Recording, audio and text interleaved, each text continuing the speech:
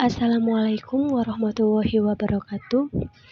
Kami dari kelompok 5 akan mempresentasikan hasil diskusi kami tentang saham.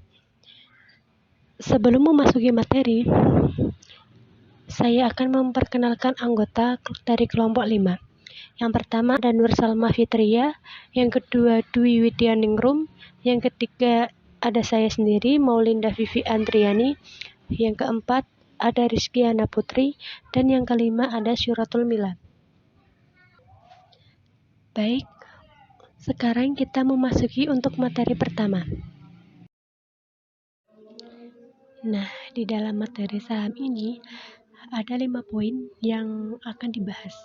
Yang pertama ada nilai intrinsik, dan yang kedua ada nilai pasar, yang ketiga ada pendekatan nilai sekarang, yang keempat ada pendekatan PER, dan yang terakhir ada pendekatan nilai saham lainnya.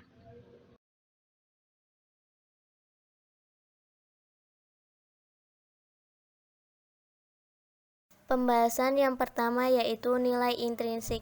Nilai intrinsik adalah nilai saham yang menentukan harga wajar suatu saham agar saham tersebut mencerminkan nilai saham yang sebenarnya sehingga tidak terlalu mahal. Perhitungan nilai intrinsik ini adalah mencari nilai sekarang dari kas di mana mendatang baik yang berasal dari dividen maupun capital gain. Pendekatan dalam penentuan nilai intrinsik yaitu pendekatan nilai sekarang. Pendekatan ini, perhitungan nilai saham dilakukan dengan menghitung nilai sekarang semua aliran kas yang diharapkan di masa datang dengan tingkat diskonto sebesar tingkat return yang disyaratkan investor. Kemudian pendekatan price earning ratio. Pendekatan ini disebut juga dengan pendekatan multiplier, di mana investor akan menghitung berapa kali nilai earning yang tercermin dalam harga satu saham. Kemudian pendekatan penilaian saham lainnya. Penentuan nilai intrinsik juga dapat dilakukan dengan melalui pendekatan lainnya, seperti rasio harga atau nilai buku, rasio harga atau aliran kas, dan economic value added.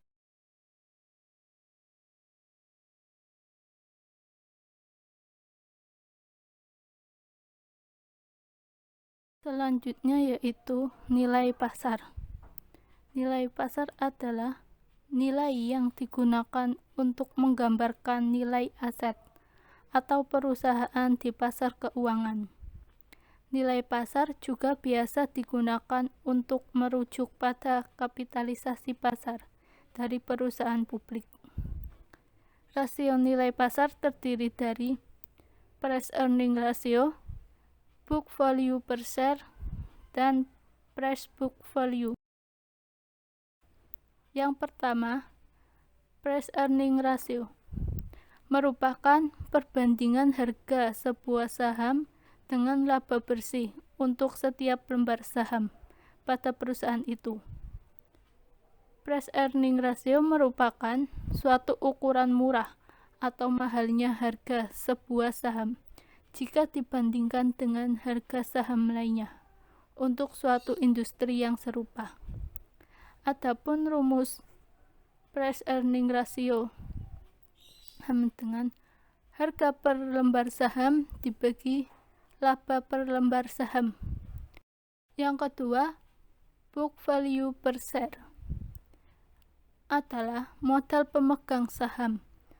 Modal pemegang saham adalah jumlah aset-aset perusahaan dikurangi dengan kewajiban. Nilai buku per lembar saham menunjukkan aktiva bersih yang dimiliki oleh pemegang saham dengan memiliki satu lembar saham. Adapun rumusnya yaitu book value per share sama dengan total ekuitas perusahaan dibagi jumlah saham yang beredar dikali 100%. Yang ketiga, price book value adalah perhitungan atau perbandingan antara market value dengan book value suatu saham. Rasio ini berfungsi untuk melengkapi analisis book value.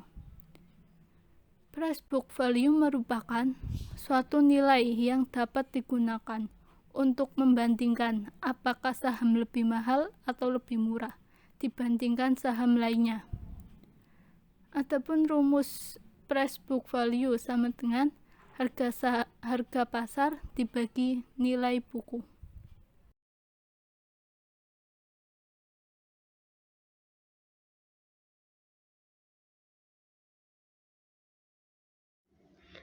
Selanjutnya, memasuki pendekatan nilai sekarang.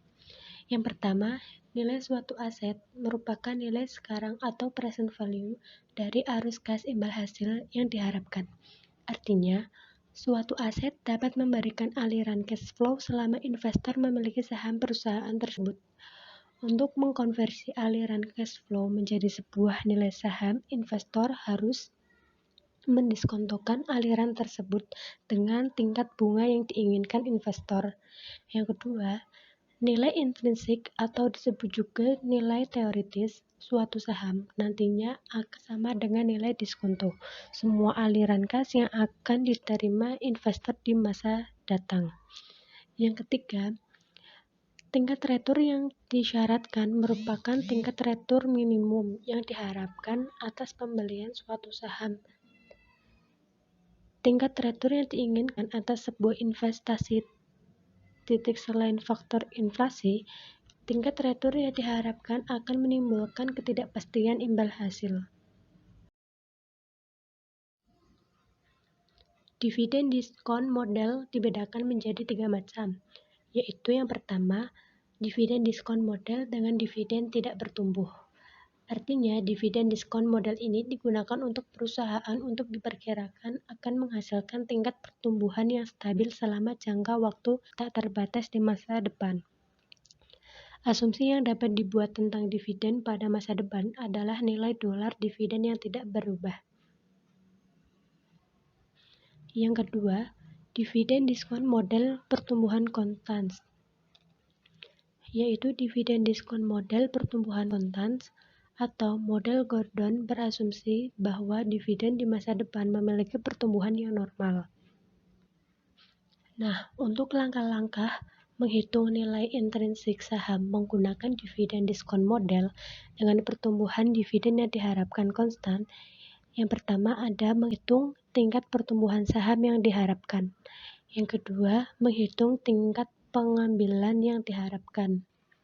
Yang ketiga, menghitung estimasi dividen yang diharapkan. Dan yang keempat, menghitung nilai intrinsik dengan menggunakan metode dividen diskon model constant growth. Yang ketiga, ada dividen diskon model pertumbuhan secara tidak konstan. Nah, asumsi dari dividen pertumbuhan secara tidak konstan ini adalah pada umumnya dividen saham biasa suatu perusahaan tidak konstan tapi berubah sesuai dengan daur hidup perusahaan tersebut. Dalam mengemukakan penggunaan model bertahap didasarkan pada pemikiran bahwa pertumbuhan laba perusahaan tidaklah akan tinggi terus. Apabila industri tempat suatu perusahaan beroperasi telah berubah dari tahap pertumbuhan ke tahap kedewasaan, maka pertumbuhan laba juga akan menurun.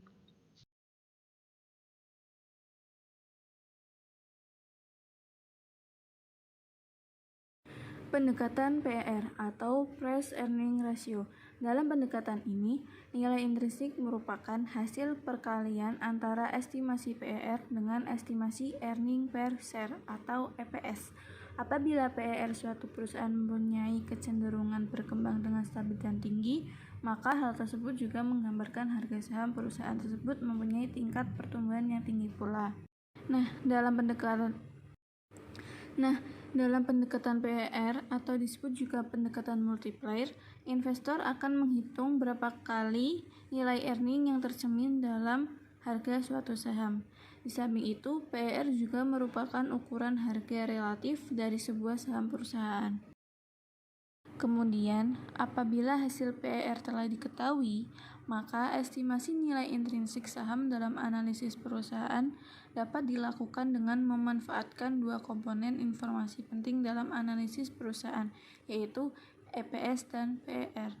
Dengan kata lain, nilai intrinsik suatu saham merupakan fungsi dari EPS yang diharapkan dan besarnya PER saham bersangkutan. Secara matematis, kita dapat mengestimasi nilai intrinsik saham perusahaan sebagai berikut. Nilai intrinsik sama dengan estimasi EPS dikali PER, kemudian sama dengan P1 dikali PER.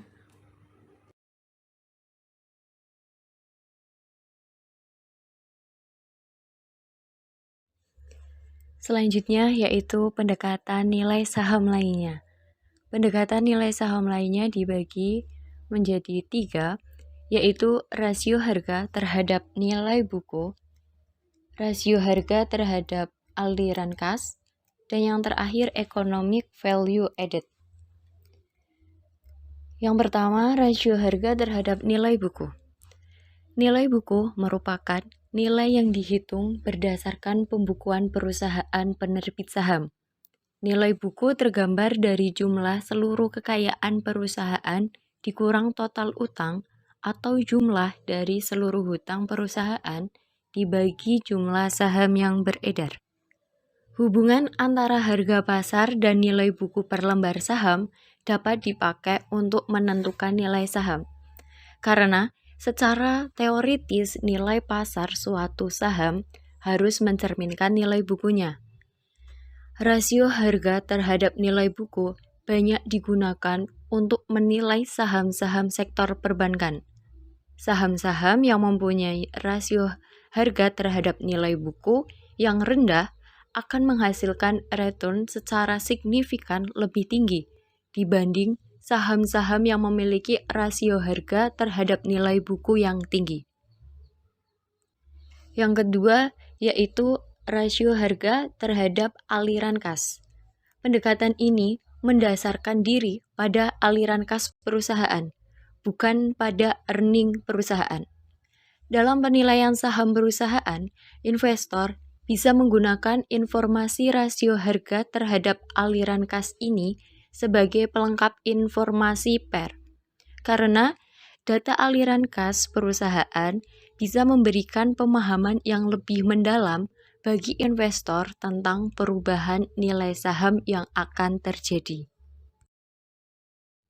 Yang ketiga yaitu economic value added atau biasa disingkat EVA. Economic value added digunakan untuk mengukur keberhasilan manajemen dalam meningkatkan nilai tambah atau value added bagi perusahaan. Asumsinya adalah bahwa jika kinerja manajemen baik, maksud manajemen baik ini dilihat dari besarnya nilai tambah yang diberikan, maka akan tercermin pada peningkatan saham perusahaan. Economic value added dihitung dengan mengurangkan keuntungan operasi perusahaan dengan biaya modal perusahaan, baik untuk biaya hutang maupun modal sendiri. Adapun rumusnya seperti ini. Economic value added sama dengan laba bersih operasi setelah dikurangi pajak dikurangi besarnya biaya modal operasi dalam rupiah setelah dikurangi pajak. Terima kasih.